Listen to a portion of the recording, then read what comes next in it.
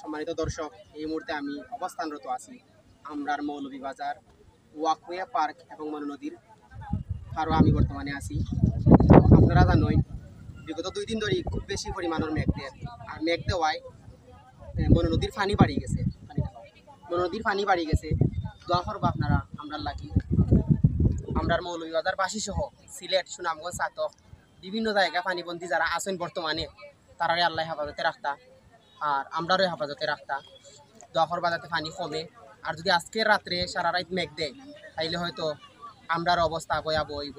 বিগত কয়েক মাস আগে যেরকম বন্যার পানি আমরারে আক্রমণ করছিল আমরার মৌলভীবাজার বাসীরে, এরকম আক্রমণ হয়তো আমরা সম্মুখীন হইতাম পারি। দোয়া করবা আল্লাহ যাতে আমরারে হেফাজতে রাখুন।